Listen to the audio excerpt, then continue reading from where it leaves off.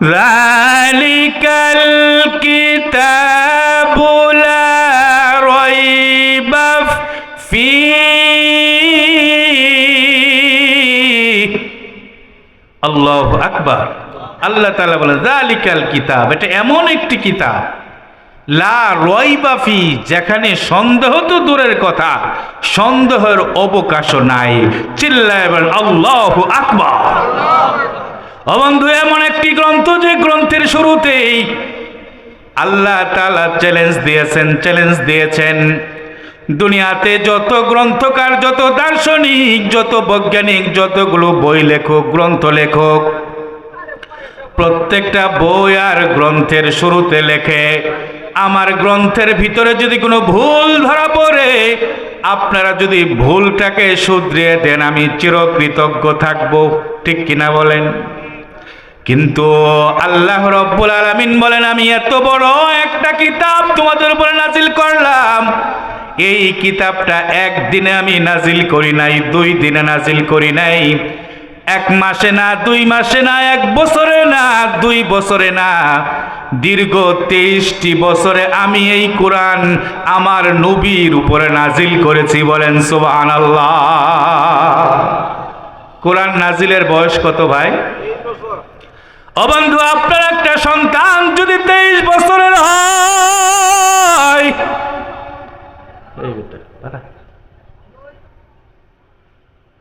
এই 23 বছরের সন্তানকে নিয়ে আপনি কত একটা আশা করেন, ঠিক কিনা?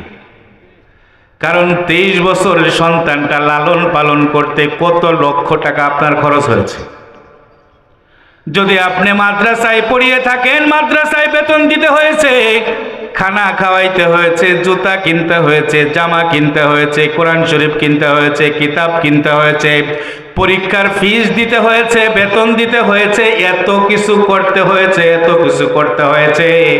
23 বছর যখন আপনার সন্তানের বয়স হয়েছে, লক্ষ লক্ষ টাকা খরচ হয়েছে। এই 23 বছরের সন্তানকে নিয়ে মা এবং বাবার স্বপ্ন আছে না নাই? আপনাদের মনে হয় নাই, কারণ থাকলে তো আওয়াজ করতেন।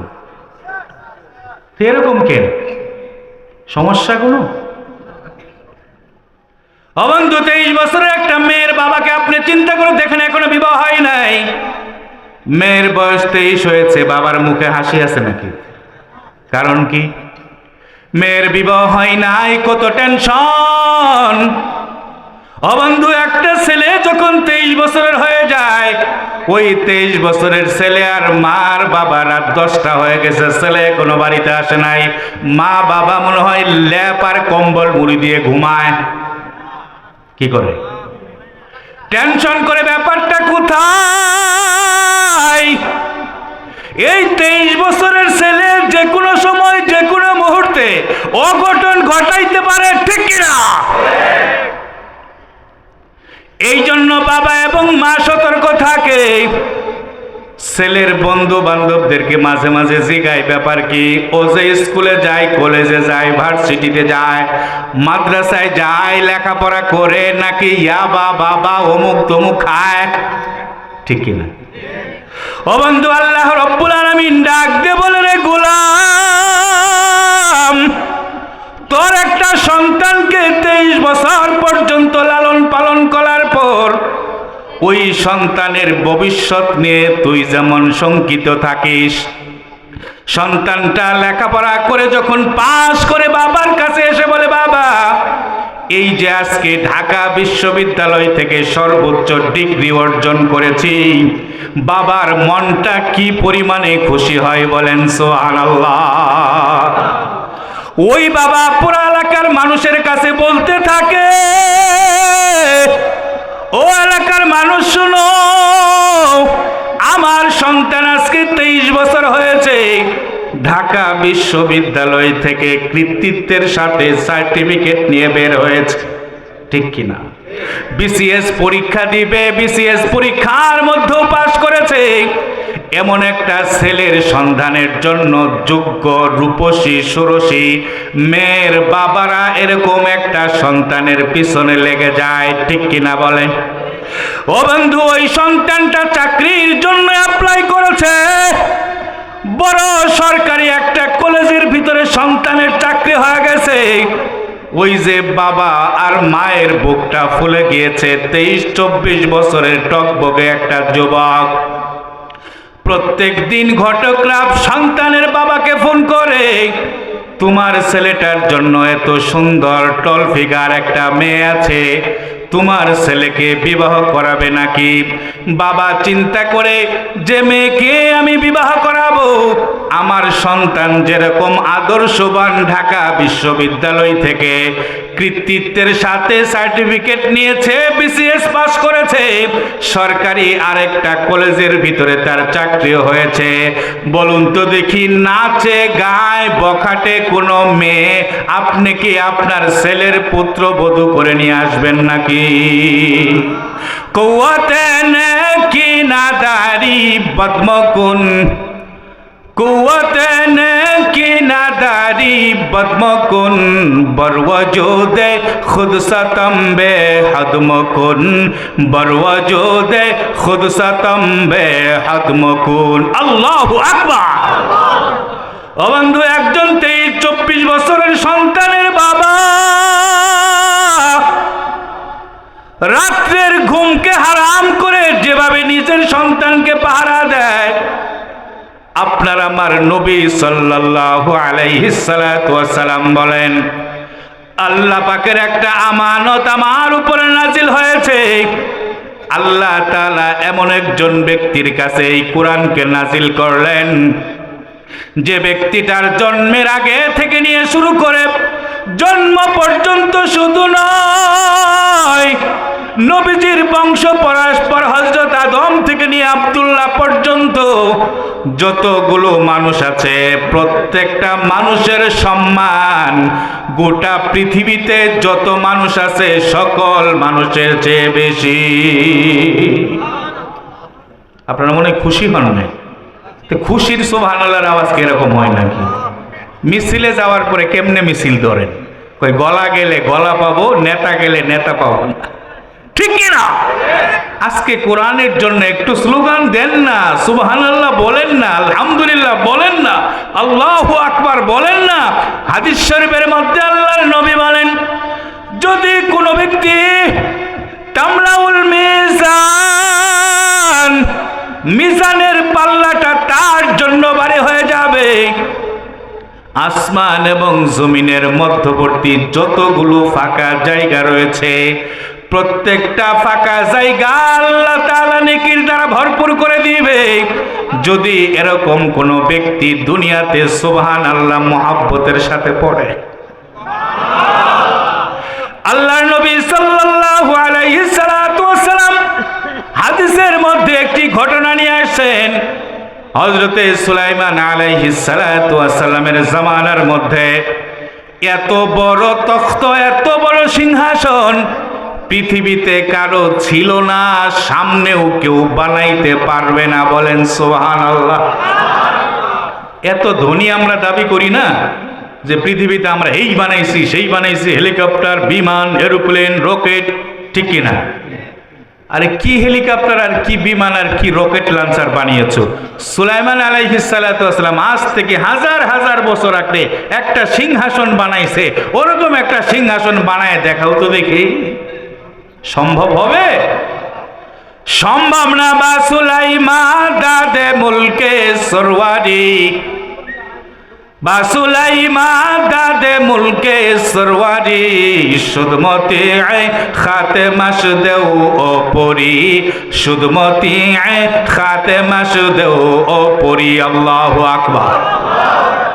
ও বন্ধু, হযরতে সুলাইমান আলাইহিস সালাতু ওয়াস সালামকে কত বড় একটা সিংহাসন আল্লাহ তাআলা দান করেছিল।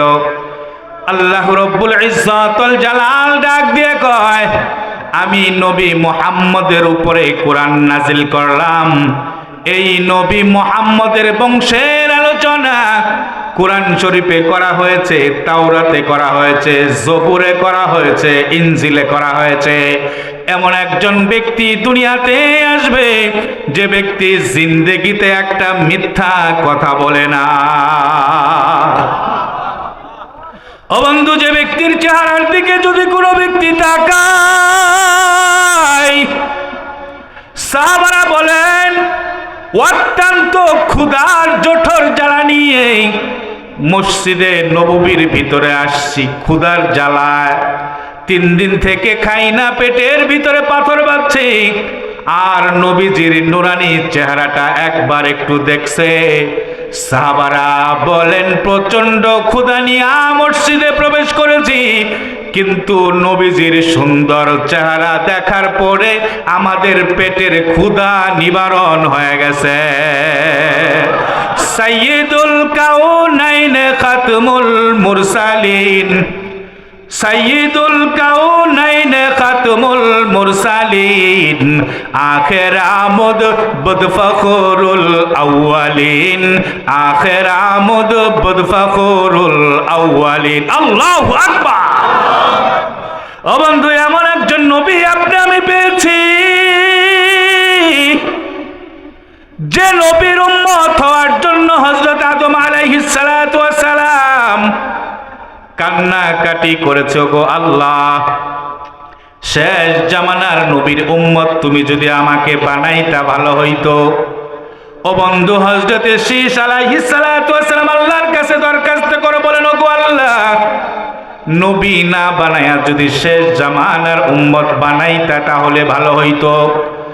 ইব্রাহিম আলাইহিস সালাতু ওয়াস সালাম, মুসা আলাইহিস সালাতু ওয়াস সালাম, ইউনূস, ইউসুফ আলাইহিস সালাতু ওয়াস সালাম, যত নবীরা আছে সমস্ত নবীরাই আল্লাহর কাছে দোয়া করছে, গো আল্লাহ, নবী না বানায়া যদি শেষ জামানার উম্মত তুমি বানাইতা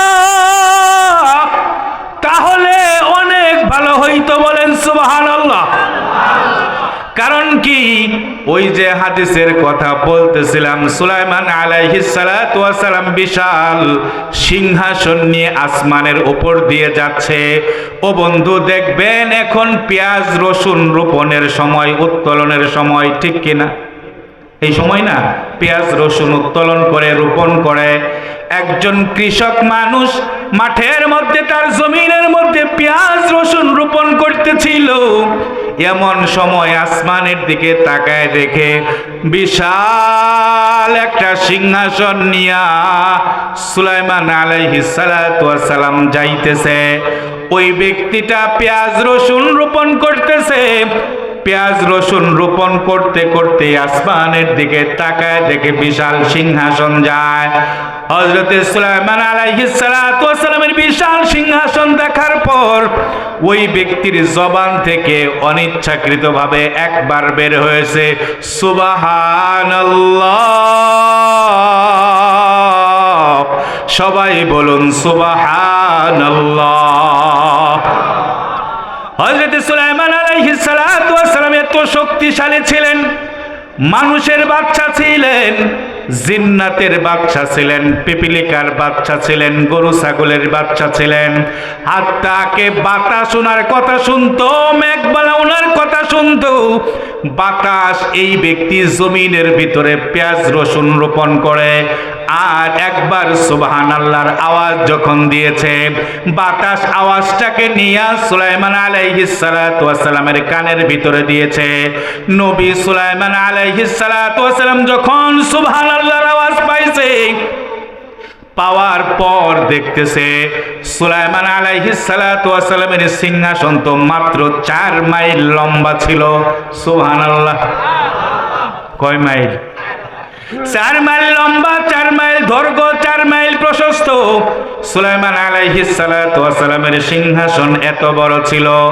এখন সুলাইমান আলাইহিস সালাতু ওয়াস সালাম তাকায় দেখে গোটা আসমান এবং জমিনের মাঝখানে যত ফাঁকা জায়গা রয়েছে, সকল ফাঁকা জায়গাগুলো ওই যে ব্যক্তি, কৃষক মানুষ, সাধারণ মানুষ পেঁয়াজ রসুন রোপণ করতেছে, অনিচ্ছাকৃতভাবে বিশাল কামাল। সিংহাসন দেখার পরে সুবহানাল্লাহ বলছে, আল্লাহ তাআলা বলে, ইচ্ছা করে বল আর অনিচ্ছাকৃত ভাবে বল, আমার গোলাম যখন আমি আল্লাহর পবিত্রতা স্বীকার করেছে, আমি আল্লাহ তাআলা একবার সুবহানাল্লাহর বিনিময়ের নেকি আসমান জমিনের ফাঁকা জায়গা পুরায় দিলাম। কাদের কুদরত দারি বরকামাল, কাদের কুদরত দারি বরকামাল, আন্তা রব্বি আন্তা হাসবি জুল জালাল, আন্তা রব্বি আন্তা হাসবি জুল জালাল। আল্লাহু আকবার। ও বন্ধু, একবার সুবহানাল্লাহর দাম কত? নবী সুলাইমান আলাইহিস সালাতু ওয়াস সালাম বাতাসকে হুকুম করলেন, এ বাতাস সামনে আগাবি না, সরাসরি নিচে নাম। এখন বলুন তো দেখি, 4 মাইল দৈর্ঘ্য 4 মাইল প্রশস্ত এত বিশাল সিংহাসন এসে একেবারে ওই যে গ্রাম্য ব্যক্তি, কৃষক ব্যক্তি, তার মাথার উপরে স্থির হয়ে দাঁড়ায় গেছে। বলেন সুবহানাল্লাহ। এখন ব্যক্তিটা ভয় পেয়ে গেছে। ভয় পেয়ে যাওয়ার পরে বলতেছে, নবী, আমি আপনাকে গালি দেই নাই, আমি আপনার বিরোধিতা করি নাই, আমি শুধু একবার সুবহানাল্লাহ বলছি অনিচ্ছাকৃত ভাবে। নবী সুলাইমান সিংহাসন থেকে নেমে বলে, ও ভাই, এই সিংহাসনটা তোমাকে দিয়ে দিলাম, আর তুমি যে একবার অনিচ্ছাকৃত ভাবে একবার সুবহানাল্লাহ বলেছো, ওই সুবহানাল্লাহর নেকিটা আমাকে দিয়ে দাও। একবার জোরে বলা যাবে নি সুবহানাল্লাহ? এখন বলুন তো দেখি, ওই ব্যক্তির সাহস বাড়ছে না কমছে? এখন ওই ব্যক্তি মনে মনে ভাবে, আহারে, সুলাইমান আলাইহিস সালাতু ওয়াস সালামের সিংহাসনের বিনিময়ে এই সুবহানাল্লাহর নেকি আমার কাছে চাই, তাহলে তো সুবহানাল্লাহর নেকি আছে। এই ব্যক্তিটা এখন বলে, ও গো নবী সুলাইমান, আপনার সিংহাসন আমার দরকার নাই, আমার আল্লাহ তাআলা সুবহানাল্লাহর বিনিময়ে যে নেকি দিছে, এই নেকির দ্বারা হাজার হাজার সিংহাসন জান্নাতে পাওয়া যাবে।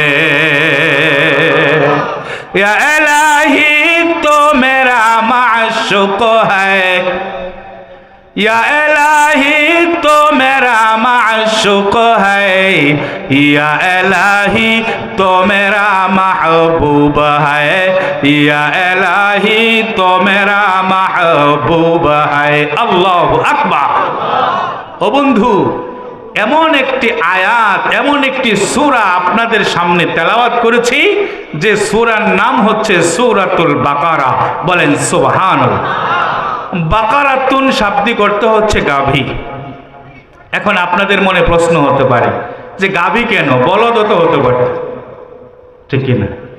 গরু 2 প্রকার না? এক প্রকার কি গাভী, আর এক প্রকার ষাঁড় গরু বা বলদ গরু, নাকি আপনারা কি বলেন? ঠিক না? অর্থাৎ একটা পুরুষ গরু আর একটা কি মহিলা গরু।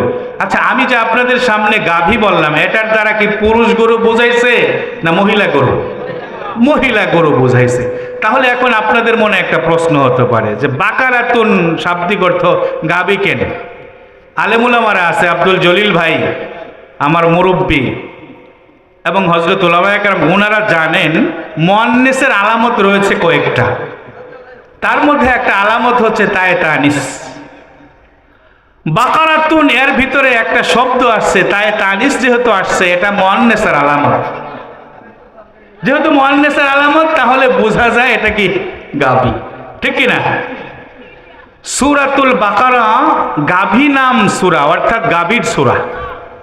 এখন আপনাদের মনে প্রশ্ন জাগতে পারে, কোরআন শরীফের মধ্যে 114টি সূরা রয়েছে, সেই 114টি সূরার মধ্যে থেকে সর্ববৃহৎ যে সূরা, সেই সূরার নাম হচ্ছে সূরাতুল বাকারা, যেটা প্রায় 3 পারার অধিক একটা সূরাই দখল করেছে। আয়াত সংখ্যা 286। আল্লাহর নবী সাল্লাল্লাহু আলাইহি ওয়াসাল্লাম ইরশাদ করেন, সূরাতুল বাকারা একটা নূরওয়ালা সূরা। বলেন সুবহানাল্লাহ।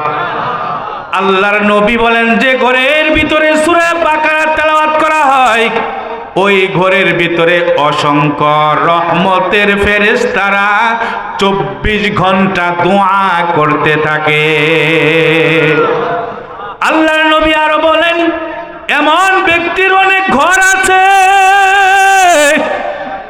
যে ব্যক্তি বিবাহ করেছে, তার স্ত্রী প্রেগনেন্ট হয়েছে, 6 মাস 7 মাস হয়েছে, কিন্তু বাচ্চা নষ্ট হয়ে গেছে। আছে না নাই? একটা নয়, দুইটা নয়, কয়েকদিন আজকেই সম্ভবত একজন ব্যক্তি আমাদের মাদ্রাসা পরিদর্শন করার জন্য এসেছিল। আমি তাকে জিজ্ঞাসা করলাম, আপনার সন্তান কয়জন? ও চোখটা একটু ছলছল হয়ে গেছে, অর্থাৎ চোখের ভিতরে মনে হইল একটু পানি চলে আসে।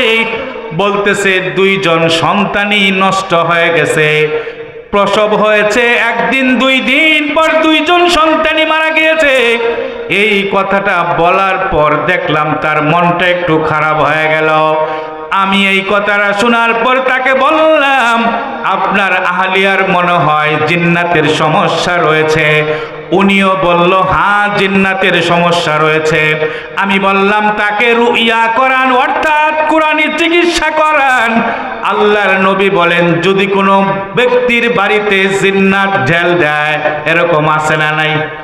আরেকজন ব্যক্তি কয়েকদিন আগে আমাকে বলল, হুজুর আমার গেঞ্জি অনেক সময় তালাশ করি পাই না, আমার পাঞ্জাবি আমি রেখেছি অনেক সময় পাই না, 3 দিন 4 দিন পর আবার পাঞ্জাবিটা পাওয়া যায়, 3 দিন 4 দিন পর সাবান পাওয়া যায়, আলমারিতে টাকা রেখেছি, টাকাগুলো হঠাৎ উধাও হয়ে গেছে, 1 সপ্তাহ পরে আবার যেখানের টাকা সেখানেই পাওয়া যায়। আল্লাহর নবী বলেন, যে ঘরের ভিতরে সূরা বাকারা তেলাওয়াত করা হয়, ওই ঘরের ভিতরে যদি আগে থেকেও শয়তান বসবাস করে, অর্থাৎ জিন্নাত বসবাস করে, সূরা বাকারা তেলাওয়াতের কারণে আল্লাহ তাআলা ওই জিন্নাতদেরকে দূরে সরায় দিবেন। বলেন আল্লাহু আকবার। ও বন্ধু, শুধু তাই নয়, অনেক ব্যক্তি এরকম আছে, 2টা ছেলে 1টা মেয়ে, ছেলে কথা শুনে না, মেয়ে কথা শুনে না। আছে না নাই? স্বামী স্ত্রীর ভিতরে মিল মোহাব্বত নাই, বাবা সন্তানের ভিতরে মিল মোহাব্বত নাই, শাশুড়ি পুত্রবধূর মধ্যে মিল মোহাব্বত নাই। ও বন্ধু, এরকম যদি কোথাও থাকে, আল্লাহর নবী বলেন, যদি ওই ব্যক্তি সূরা বাকারা প্রত্যেক দিন তেলাওয়াত করতে পারে, আল্লাহ তাআলা স্বামী আর স্ত্রীর ভিতরে মিল মোহাব্বত পয়দা করে দিবেন। এখন স্বামী আর স্ত্রী মিল মহব্বতের জন্য কত কবিরাজের কাছে যায়, ঠিক কিনা? অমুক গাছের আগাল, অমুক গাছের শিখো, ঠিক কিনা? অমুকের চুল মূল এগুলা নিয়ে ব্যস্ত। ও মা, ও বোনেরা, অনেকের স্বামী আছে যারা বখাটে, স্ত্রীকে বাড়িতে আসার পরে অজু করে মার শুরু করে। আছে না নাই? আপনাদের দেশে নাই, আমাদের দেশে আছে আর কি। এরকম ব্যক্তিরা আছে শুধু স্ত্রীকে মারে। আছে না নাই? আবার এরকম মহিলারাও আছে স্বামীকে দেখতে পারে না। আল্লাহর নবী বলেন, যে ব্যক্তির স্ত্রী একটু গাঢ় বখাটে, ওই ব্যক্তি যদি সূরা ফাতিহা প্রত্যেক দিন, সূরা বাকারা প্রত্যেক দিন তেলাওয়াত করতে পারে, আল্লাহ চাহে তো ওই স্ত্রীকে দিনদার, পরহেজগার, মুত্তাকি, আমেলা, সালেহা আল্লাহ বানায়া দিবে। সুবহানাল্লাহ। যদি কোনো মহিলার স্বামী বিড়ি খায়, সিগারেট খায়, মদ খায়, খাজা খায়, জুয়া খেলে, খারাপ কাজ করে, আছে না নাই?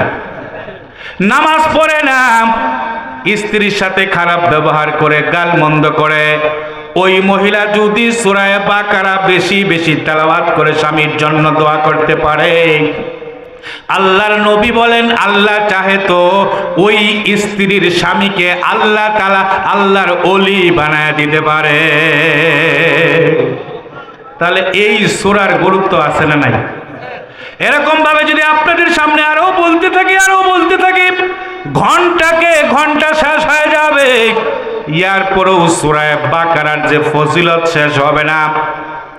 ও বন্ধু, আমি আপনাদের সামনে সূরা বাকারার শুরু থেকে মাত্র 3টি আয়াত তেলাওয়াত করেছি। এক নাম্বার আয়াতের মধ্যে আল্লাহ তাআলা বলেছেন আলিফ লাম মিম, আল্লাহু আকবার। আল্লাহর নবী বলেন আলিফ লাম মিম এর কোনো অর্থ নাই, এটার অর্থ একমাত্র আল্লাহই জানে আর আল্লাহর নবী জানে। বলেন সুবহানাল্লাহ। আল্লাহর নবী সাল্লাল্লাহু আলাইহি ওয়াসাল্লামের জামানায় উনি সূরা বাকারার প্রথম আয়াত তেলাওয়াত করতেছেন, আলিফ লাম মিম যালিকাল কিতাবু লা রাইবা ফীহি।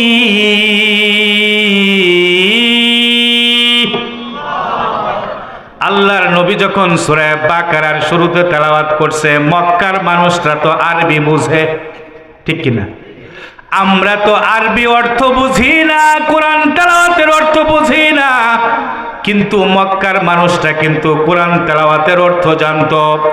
ওই মক্কার মানুষরা কোরআন তেলাওয়াতের অর্থ জানার পর একজন জ্ঞানী ব্যক্তি, কবি ব্যক্তি নবীজির কাছে প্রথম সূরা বাকারার প্রথম আয়াত শুনছে, যালিকাল কিতাব এটাও শুনছে, শুনে একটু অগ্রসর হইতেছে। এমন সময় তার কানের ভিতরে চলে আসে যালিকাল কিতাব লা রাইবা ফীহি, এটার অর্থ তো বুঝলাম, কিন্তু আলিফ লাম মিম এটার অর্থ তো বুঝলাম না। ওই ব্যক্তি আবার ফিরে আসছে, আসার পরে নবীজিকে জিজ্ঞাসা করেছে, ও নবী আপনি কি পড়েছেন? নবীজি বলেন আল্লাহ তাআলা আমার উপরে একটা সূরা নাজিল করেছে, সূরার নাম হচ্ছে সূরাতুল বাকারা। আমি সূরা বাকারার প্রথম আয়াত তেলাওয়াত করেছি। ওই ব্যক্তি এটা শোনার পর চলে গেছে। তার একজন ভাই ছিল, ওই ভাইটাও কবি, তার ভাইয়ের সাথে বলতেছে, ভাই মুহাম্মদের কাছ থেকে আজকে এমন একটা শব্দ শুনেছি যে শব্দটা শোনার পরে আমাদের আরবি ভাষার লুগাতের মধ্যে নাই। আমাদের আরবি ভাষার মধ্যে আমরা আরবি ভাষার যতগুলো লুগাত রয়েছে, ফাসাহাত বালাগাত রয়েছে, সব কিছু আমরা বুঝি, কিন্তু আলিফ লাম মিম এটার অর্থ তো আমরা বুঝি না। দুই ভাই মিলে পরামর্শ করতেছে এটা কেমন একটা শব্দ, মুহাম্মদের জবান থেকে এমন শব্দ কোনোদিন বের হইতে পারে না, এটা অবশ্যই আসমানি একটা শব্দ। দুই ভাই মিলতেছে, মিলে এখন কথা বলতেছে, বলতে বলতে আবার নবীজির নিকটে আসছে। আসার পরে দেখে কয়েকজন ব্যক্তি নবীজির নিকটে নতুন মুসলমান হওয়ার জন্য আসছে। দুই ভাই আসার পরে বলতেছে, ভাই তোমরা নবী মুহাম্মদের কাছে কেন এসেছো? নব মুসলিম যারা রয়েছে তারা বলতেছে, আমরা নবীজির হাতে বায়াত হয়ে কালেমা পড়ার জন্য এসেছি। ওই যে দুই ভাই পণ্ডিত ছিল, জ্ঞানী ছিল, তারা বলতে শুরু করেছে, এমন একজন নবীর কাছে তোমরা বায়াত হইতেছো যে নবীর হায়াত পাবে কম, যে নবীর নবুয়ত চলবে অল্প দিন। নব মুসলিমরা বলতেছে, তোমরা কিভাবে বুঝলে এই নবীর হায়াত অল্প, এই নবীর নবুয়তের হায়াত অল্প দিন হবে? ওই যে জ্ঞানী বিজ্ঞানী দুই ভাই, পণ্ডিত দুই ভাই, ওরা বলতেছে আলিফ অর্থ 1, লাম অর্থ 30, মিম অর্থ হচ্ছে 40, অর্থাৎ 1 আর 30-এ 31 হয়, 31 আর 40-এ 71 হয়, ঠিক কিনা বলেন? অর্থাৎ এই নবী মুহাম্মদের নবুয়তের বয়স থাকবে মাত্র 71 বছর। চিল্লায় বলেন নাউজুবিল্লাহ। এই কথা বলে যখন চলে গেছে, নবী মুহাম্মদ অন্য কিছু বলেন নাই। ওই দুই ভাই আবার যাওয়ার পরে আবার নবীর নিকটে চলে আসে। আসার পরে বলতেছে, ইয়া মুহাম্মদ, আপনার নিকটে হরফে মুকাত্তাআত অর্থাৎ এরকম আরো কোন শব্দ নাজিল হয় নাকি? আল্লাহর নবী বলেন, হ্যাঁ এরকম শব্দ আমার কাছে আরো নাজিল হয়েছে। বলেন আল্লাহু আকবার। বলে কি শব্দটা নাজিল হয়েছে? এখন আল্লাহর নবী বলেন, আলিফ লাম মিম সাদ। এখন ওই ব্যক্তিরা বলে ইয়ার আগে আলিফ লাম মিম, আলিফ 1 লাম 30 মিম 40 71 হয়। এখন আলিফ 1 লাম 30 মিম 40 71 হইল, সাদ হইতেছে 90। বলেন সুবহানাল্লাহ। 161 হয়ে যায়। দুই ভাই এখন চিন্তা করে, আহারে তখন তো বললাম নবীর নবুয়তের বয়স হবে মাত্র 71 বছর, কিন্তু এখন যে আয়াত নাজিল হয়েছে এই আয়াতের দ্বারাই বোঝা যায় 161 বছর। চিল্লাবেন আল্লাহু আকবার। দুই ভাই পরামর্শ করে আবার নবীর নিকটে চলে আসছে। আসার পরে আবার ডাক দিয়ে বলে, নবী আপনার কাছে এরকম কোন আরো আয়াত নাজিল হয় কিনা? বলেন আল্লাহু আকবার। আরো একটু জোরে বলা যাবে না আল্লাহ? আল্লাহর নবী বলেন, হ্যাঁ হ্যাঁ আমার নিকটে এরকম আরো আয়াত নাজিল হয়। বলে যে কি আয়াত নাজিল হয়? আল্লাহর নবী তখন বলতে থাকেন, আলিফ লাম রা। আল্লাহর নবী বলতে থাকেন আলিফ লাম রা। আলিফ 1 লাম 30 র হইতেছে 200, র এর মান হচ্ছে 200। বলেন আল্লাহু আকবার। এখন দুই ভাই পণ্ডিত চিন্তা করে, প্রথম শুনলাম 71, পরে শুনলাম 161, আর এখন হয় 230 আর 1 কত হয়? 231। আরে আমরা তো আশ্চর্য হয়ে গেলাম, 231 এখন হয়ে যায়। দুই ভাই আবার চলে গেছে, আবার আল্লাহর নবীর নিকটে আসছে। আসার পরে ডাক দিয়ে বলে, নবী আপনার নিকটে এরকম আরো কোন আয়াত নাজিল হয় কিনা? আল্লাহর নবী ডাক দিয়ে বলে, হ্যাঁ হ্যাঁ আমার নিকটে এরকম আরো কিছু নাজিল হয়।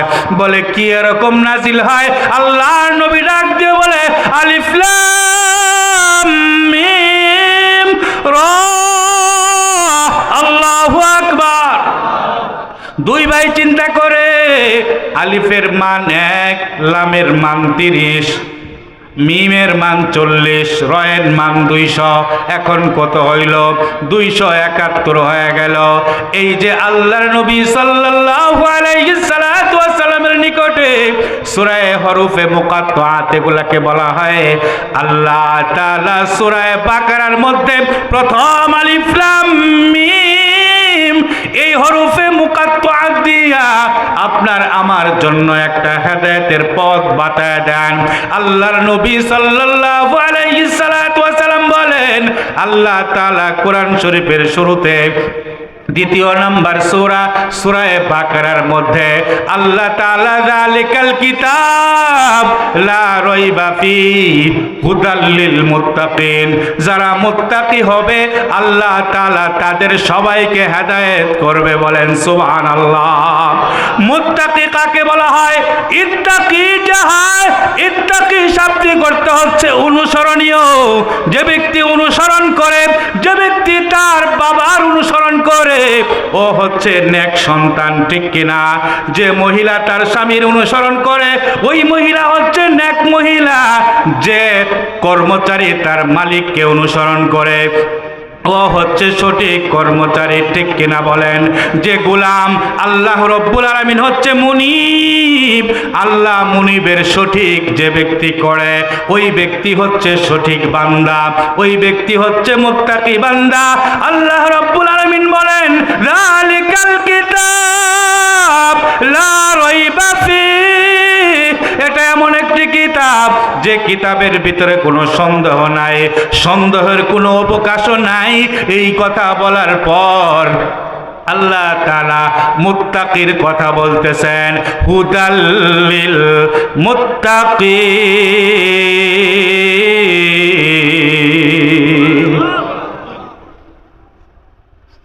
আল্লাহ তাআলা বলতেছেন যারা মুত্তাকি আল্লাহ তাদেরকে হেদায়েত দিয়ে দিবেন। বলেন সুবহান।